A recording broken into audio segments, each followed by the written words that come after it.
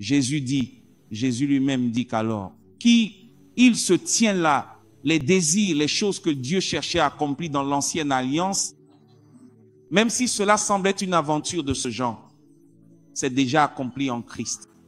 Ce n'est pas seulement que Dieu t'a sauvé du péché. Si, écoutez-moi, vous êtes avec moi? L'aspect du péché est, désolé de le dire ainsi, l'un des moindres défis de Dieu.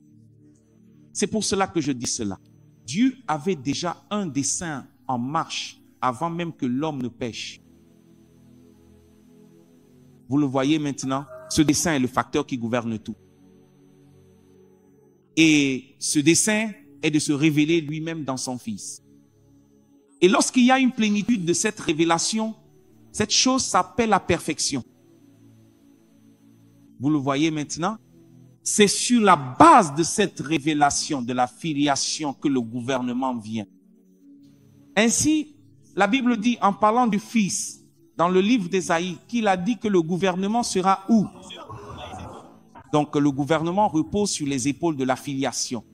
Alors, si nous venons à l'église, vous êtes avec moi, et que nous avons beaucoup de membres, mais peu de personnes qui ont progressé sur leur chemin spirituel, alors nous pouvons avoir, nous disons, ah, combien de chrétiens y a-t-il là?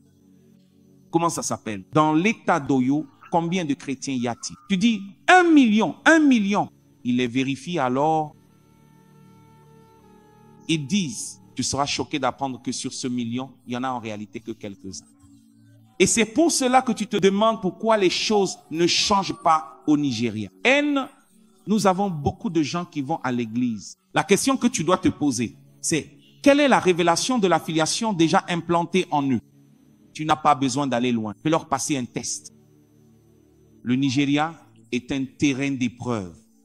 Et la réaction des gens prouve chaque jour qu'ils ne comprennent pas et qu'ils ne marchent pas sur le chemin de la filiation.